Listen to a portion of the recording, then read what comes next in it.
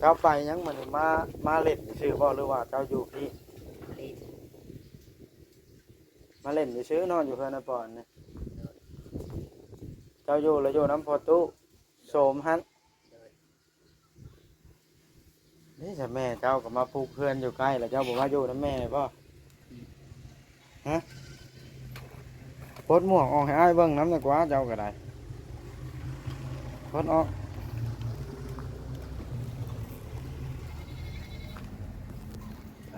บักล่อๆหนึ่งเพิ่นจะเอาหมวกตันซีเมนต์แนว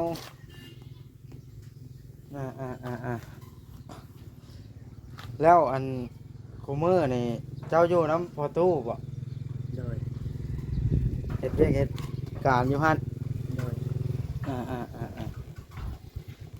สมมุติอันแม่เจ้าชวนมาอยู่น้ำอยู่เรากับพวกเพื่อนพวกชานแล้วแบบนี้สิมาบ่3 แสนหาแล้วไม่ต้องนำมันเอาตัวนี้เลยเอาตัวนี้เอา3 แสนหาเลยเอาตัวนี้มันหาตัวนั้นว่าไม่ง่ายซะ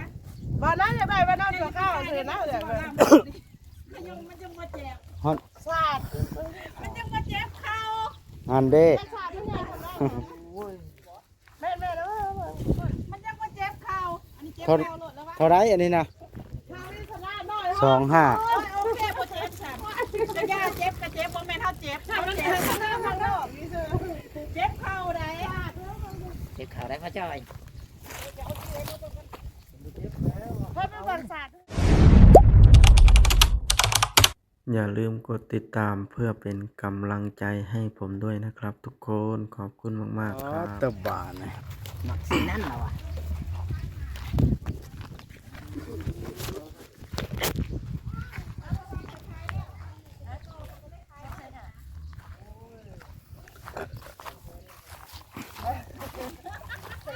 โอ้ที่นอน3 แสนหาแล้วไม่ต้องนำมันเอาตัวนี้เลยเอาตัวนี้เอา3 แสนหาเลยเอาตัวนี้มันหาตัวนั้นว่าไม่ง่ายซะบ่นั้นจะไปบ่นั้นตัวข้าวเถิดนะเถิดมันจะมาแจกฮอดสาดมันจะมาแจกข้าวอันเด้สาดที่ไหนแม่แล้วมันจะมาแจกข้าวอันนี้เจ็บข้าวหลดแล้ววะเท่าไรอันนี้นะข้าวนี่สลาดน้อย25โอเคโปรเทนฉันจะยาเจ็บกับเจ็บบ่แม่นเท่าเจ็บเท่าเจ็บเจ็บข้าวได้เจ็บขาได้พ่อจ้อยเพิ่มเป็นวันศาสตร์หาวิธีแล้วมันจังบ่เจ็บต้องเฮ็ดวิธีแนวบ่เจ็บแหละโดนแต่คือไปเลยแห้งว่าออกไปทั่วเนาะฮ้อนแดดแห้งข่อยนะ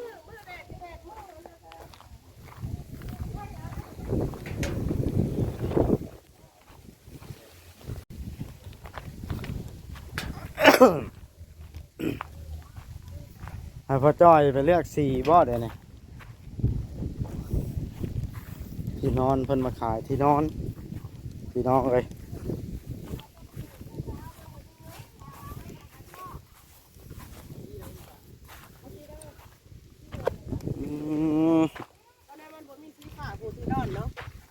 เดี๋ยวบอกปูทั้งไหนมันดิ ปูมันจะสีเด่นนะสีผ่าหรือว่าเอาสีผ่าบ่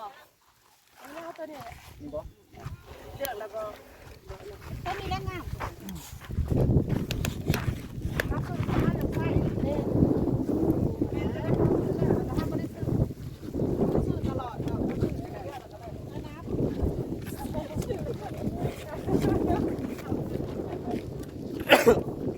สีถึกใจพ่อจ้อยแล้วว่าพ่อจ้อยสีนั้นนะทางหน้าเลยจะไปซื้อพ่อจ้อย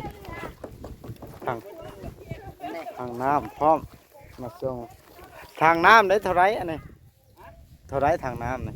ทางน้ำบ่4 แสนหาเป็นไงโอ้แพงเติบพ่อจ้อยครับเพื่อหมดจัดนักจัดเต็ม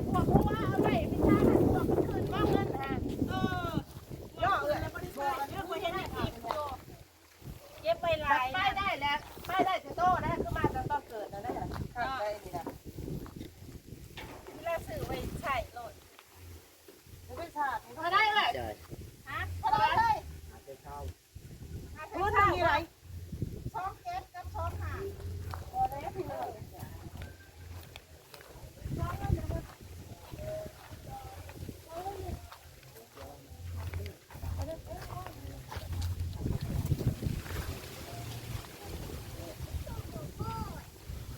อดีลมม่อมว่าซื้อมาปลูกบนนอกเนาะพอได้นั่งโอ้ สาดโฟม ว่าก็ต้องบ่ได้เป็นหยังก็มาเบิ่งซื่อๆบ่ว่าจะเอาเบียดในขมิ้น โอ้ยแสนอันนี้มันเปื่อยไปเลยนี่เขาเอื่อยเขาถ้าอยู่ปูงามๆเนี่ยในตาฮะนี่มึงออกมึงเอ้ย บ้านสาดคนละสิใหญ่ ฮะ สาดคนมันสิ บ่พื้นเท่าไรเนี่ย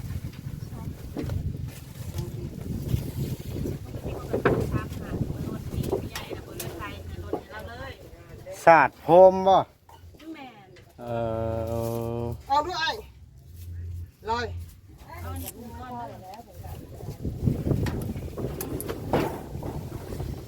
หัวโล้นนะกี้หืม มันยาวได้ละเสียจังได๋ล่ะบัดนี้ สาดถึง โอ้ยตามมากระเทียมของ มันก็เสียดายเลยเนาะ นะ 6 เม็ด เส้นเช้าเหรอมึงอยู่พ่อ แม่น กระต่อแล้วในกว่าจะ1,000นะ แล้วบ่ได้นุดให้ยุบๆ แม่นบ่ อ๋อยาวมันกว้างเลย มันกว้าง อันนั้นบ่ใหญ่เนาะ พอแต่เงินหลายอีหลีอันทอจอยก็ไว้หมดนี่กำงังคุณน่ะ อันนี้จะเริ่มตู่เด้อถ้าจะได้ตู่เส้นจะผ่ามันมีคือผลลาย6 เม็ดบ่จะหวาน แม่น เม็ดใหญ่ๆผู้ใช่ปะเนาะ จดเบอร์ให้เฮาเนี่ย เบิ่ง ไปเตือนเฮามาแล้วเฮาสิถามว่าเอาแน่บ่นะ จะบอกกันกับน้องจะมาแล้วแม่เพราะว่าเขาอยู่ตลอดถ้าไม่ได้ไปใช่หลุดชายตู่ไปเลย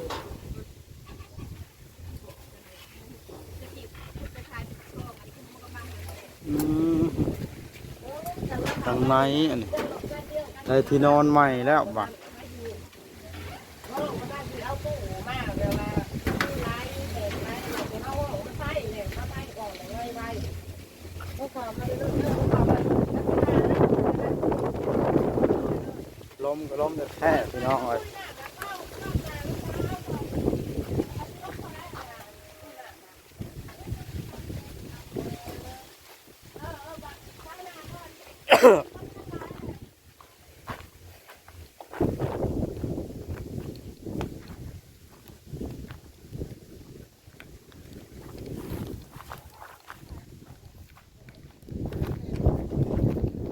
นี่แหละพี่น้องเลยมาบ้าน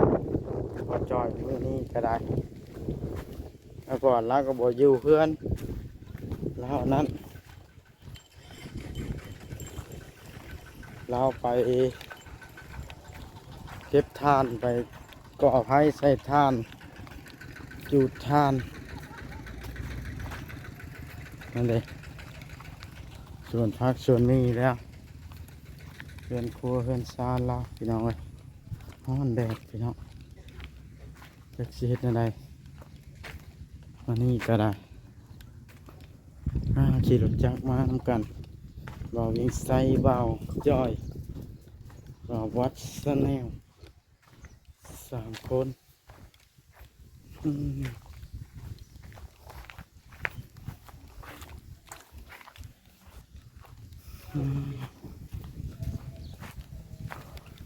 มานั่งเช้าห่มหน่อยเด้อว่างนี้มันสัญญาณแหง เอ้าลูกชายไปหมดบ่นี่ตัวมาอยู่พี่บ่เก๊กฮะมาเล่นเชื่อๆโอ้แต่ว่านอนละนอนอยู่เฮือนพ่อใหญ่พ่นอ๋อนี่แหละมาเล่นพอดีว่าเห็นลูกเอ้ยหมดก็เลยว่าสิสัมภาษณ์เพิ่นจักเล็กจักหน่อยเนาะเพิ่นก็นั่งอยู่นี่แหละนี่ตัวจักพอชื่อเพิ่นจังไดสบายดีเนาะโอ้นั่งท่านบอกมาไอ้ขอสัมภาษณ์หนะจักเล็กจักหน่อยพูดไปนั่งอยู่พูดจังบางล้มปะเพราะว่าซับไอ้มันบ่มีไม้นี่ลูกไอ้หมดน้อยนั่งแถวนี่ละนั่งนี่ละนั่งหันละฮะยังบ่ได้รู้จักชื่อเจ้าเด้อเนี่ยเจ้าชื่อจังไดเนี่ย ใช่ ฮะ ใช่ น้องวันชัยโอ้ น้องวันชัยเจ้าอายุจักปีแล้วน้องวันชัย มา 15 ปี โดย เข้าโรงเรียนอยู่บ่ขอมือนี่บ่ได้เข้าซ้ำเจ้าอ่านได้เขียนเป็นอยู่บ่ล่ะ บ่ บ่ได้อ่านซ้ โดย ำเรียนจบปอใด สี่ เรียนจบปอสี่ เอฟห้า ปอห้าได้ใบประกาศบ่หรือบ่ได้ซ้ บ่ ำแสดงว่าบ่ทันจบปอห้าเนาะอืมโดยเจ้าไปยังมื้อนี้มาเล่นซื่อบ่หรือว่าเจ้าอยู่พี่ ลิ้น มาเล่นซื่อนอนอยู่เพื่อนนะปอนนี่เจ้าอยู่แล้วอยู่น้ำพอตู้โสมหัน โดย นี่แต่แม่เจ้าก็มาปลูกเพื่อนอยู่ใกล้แล้วเจ้าบอกว่าอยู่น้ำแม่ป่ะฮะโพดหมวกออกให้อ้ายเบิ่งน้ำหนักว่าเจ้าก็ได้โพดออก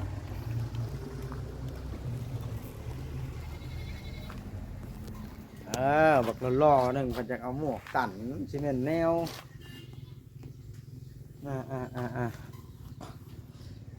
แล้วอันคูเมอร์นี่เจ้าอยู่น้ำพอตู้บ่ โดย เฮ็ดเวียกเฮ็ดการอยู่หั่น โดย สมมุติอันแม่เจ้าชวนมาอยู่น้ำอยู่เรากับพวกเพื่อนพวกชานแล้วแบบนี้สิมาบ่ฮะบ่มาแล้วแท้เป็นอะไรคือว่าอยากอยู่นะแม่ตัวเองกิบ่เรื่องบ่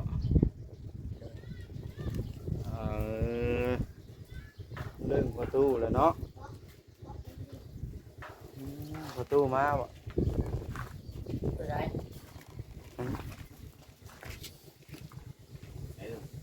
นี่ได้ทานแล้ว มาพี่ก่อนอันน้องพันชัย ต้องมาชม มาพี่ ฮะโอ้เพิ่นมาซื้อทานบ่ให้ปอนขายทานบ่เด้อนี่ เอาจักซอฟ50,000นะเอาไปแล้วบ่ ยังแล้วเลยโตขวัดใหม่เลยโตเก่าบุลุกโอ้ย โอ้ว่าเด้อ เอาตัวใหม่เหร จะ อ ได้ตัวคอดใหม่ โต อีก นั่นโอ้ยเอา ไม่ มา แรง มา ก็ได้เหรอวะ ฮะ ไม่แรงก็ได้เหรอ มาแรกก็ได้ อืมมันปอนมันขายทานได้ แล้วอันน้องพันชัยนี่คุมื้อนี่เจ้าเฮ็ดเวียกหยังซะ ไม่ได้เรียน บ่ได้เฮ็ดเวียกเสียงค่อยแห้งยาวเว้าดังมากกว่า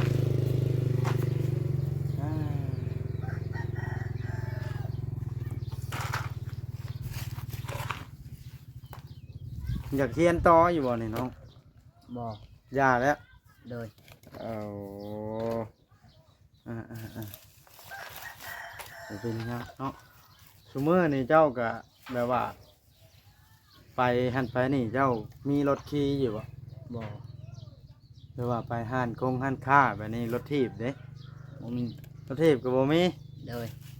อืมแบบอยู่นำคุณตาเนาะคุณพอตู้โสมนะว่าง่ายๆใช่ยี่ห้อนะเพิ่นเลี้ยงเจ้าตั้งแต่เกิดเพิ่นบ่เนาะ โดย แม่เจ้าได้ซะ บ่ได้เรียน แม่เจ้าน่ะบ่ได้เลี้ยงเจ้า โดย คลอดมาแล้วเจ้าอยู่เห็นพอตู้โสมเลย โดย เอ่อไอ้จังแนวเนาะเลยบ่ลึงแม่กูมือนี่สมมติเจ้าเห็นแม่เป็นอย่างเจ้าก็เอิ้นแม่อยู่อะ โดย เอิ้นอยู่อะ โดย เคยไปจักเทื่อแล้วไปลิ้นเอิ้นแม่น่ะ ต้องทำเพื่อ เอาไปลิ้นอยู่เนาะ โดย บ่ได้ไปฮิ้วเฮือนแม่นี่ก็บ่ได้เครียดได้ให้เล่าแล้ววะ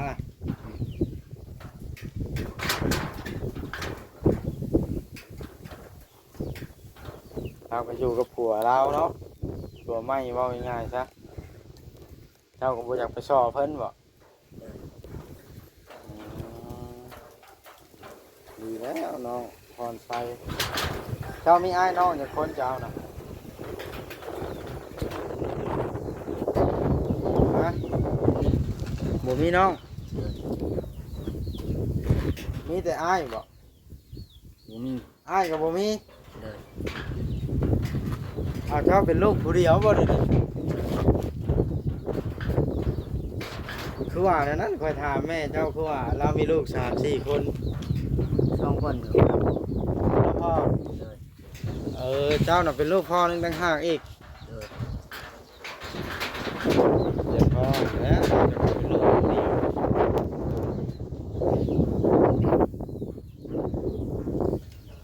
พ่อเจ้าได้คนบ้านไหนพ่อเจ้าน่ะ มันทวด บ้านฮะ ทวด บ้านทวด เลย เจ้าเคยเห็นบ่พ่อหน้าพ่อก็บ่เคยเห็นอีก เลย เอาแล้วบ้านแสดงว่าเพิ่นเลิกกันตั้งแต่เจ้ายังน้อยพุ่นเนาะแม่นบ่ เลย อยากเห็นอยู่บ่ล่ะ อืม บ่อยากเห็นอีก เลย เอาแล้วบ้านนะ เจ้ารู้จักว่าซื้อพ่อเจ้านั่นใด จัก รู้จักอยู่ เลย ถ้าสมมุติว่าพ่อเจ้าเบิ่งคลิปนี้เจ้าจะพากค้ำไปให้พ่อพังแบบไหนเนี่ย มีคำว่า มีคำเว่าอีก เลย ก็บอกเพิ่นเขาก็ดีใจแล้วก็พอเอ้ยสิครับถ้าได้เบิ่งคลิปกันลูกคนนี้ก็อยากให้มาเยี่ยมมายามมาเล่นน้ำแน่สิครับเป็นตายร้ายดีนะไรเดี๋ยวนี้เท่าพ่อนะสิครับเท่าก็ได้เมื่อเห็นสิบุมีแนวเว้าน้ำพ่อตัวเองอืมเราอยู่แต่อายุจักปีอยู่น้ำพ่อตู้โสมนะ ไม่จักเลยเอาไปซื้อ หมดจักเลย อยู่แค่3 เดือน อยู่แต่3 เดือน เลย โอ้เจ้าเอิ้นเพิ่นแบบไรเจ้าเอิ้นเพิ่น โพ อีโพ เลย เจ้าเอิ้นพ่อนะว่าง่ายๆใช่เนาะ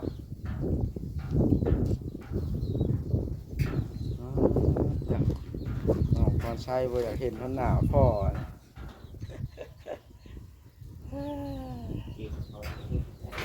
ฮะ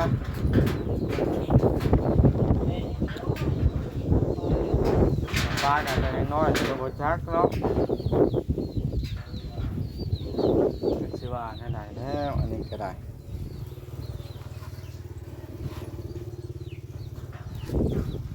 บ่ขึ้นจากไปเยี่ยมไปยามอีกเนาะกันขึ้นจากไปป้าอาสิพาไปนะบ่ไปเนาะ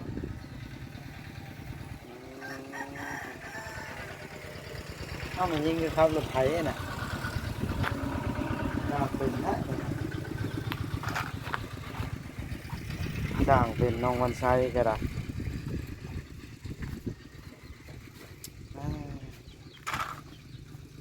ได้ก็เปิดแนวสิว่าเป็นอย่างนี้เนาะกันสมมุติมื้อใดมื้อหนึงแม่หมดเจ้านี่ไปคอว่าไปเมื่ออยู่น้ำแม่บักละมีหยังจะกินอยู่เพื่อนเฮาพวกสิมาบ่บ่มาอีกสรุปแล้วก็เป็นพ่อเฒ่าแม่เฒ่าเป็นพ่อเป็นแม่แล้วเนาะ แม่นดูทิศแล้วแหละคือเป็นแพงไป ซูเมอร์นี่เจ้าเอาเงินได้ใช้นี่ ก้อนไม่เท่า ฮะ อันนั้นไม่เท่า เอาน้ำในตู้โชมนะ เลย เอาแต่เก้าเจ้าก็เคยไปเฮ็ดงานอยู่ป่ะ เคย สู่ชีวิตเนาะ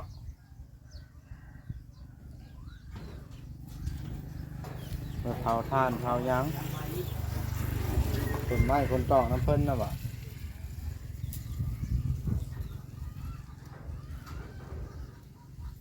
อย่างเป็นนี้คือบ่เฮียนต่อน้องออกให้ยังเฮียนนะ ไก่ มันไก่แต่เก้าได้ยังน้อยกว่านี้เนี่ยเจ้าขี่รถยังไปนะ เยียนไก่ เอาของเฮียนประถมแล้วอยู่นี่ เลย บับัดจบประถมแล้วมันไปมอแล้วมันไปบ่ได้มันไกลเออ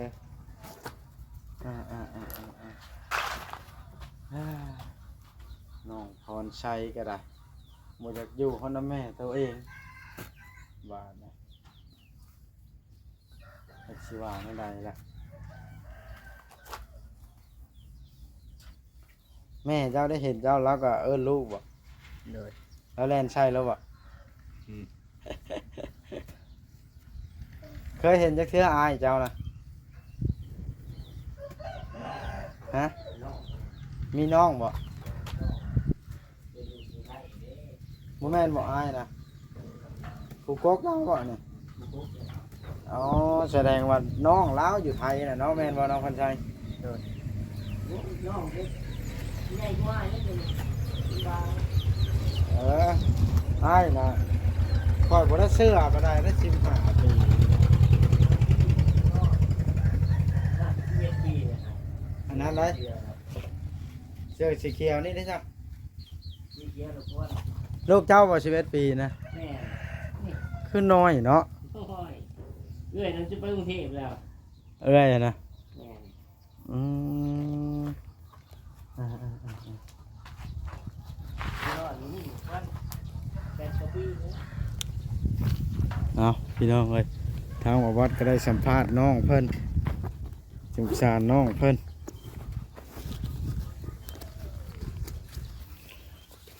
จากเพิ่นเอาบัตรเงินซื้อบัตรเติมเงินกับน้ำพอตู้แม่ตู้ว่าซั่นบ่ได้ลิ้นเอาน้องซื้อบัตรเติมเงินนี่สิเอาให้พอได้ซื้อบัตรเติมเงินเด้อฮะเจ้าบ่ได้ไปทำงานนะเอ้าไว้ซื้อบัตรเติมเงินเจ้าเด้อใส่ถุงไว้อยู่ดีนะพี่น้องเอ้ยประวัติกับเพิ่นแนวสิว่าน้ำเพิ่นบ่เมื่ออยู่น้ำแล้วเอ้ยหมดนะพี่น้องเอ้ยเพราะว่าทางเพิ่นบ่เลื่องว่าสั้นไว้เพิ่นอยู่ตั้งแต่3 เดือนน้ำพ่อปู่เพิ่นนะเนาะพี่น้อง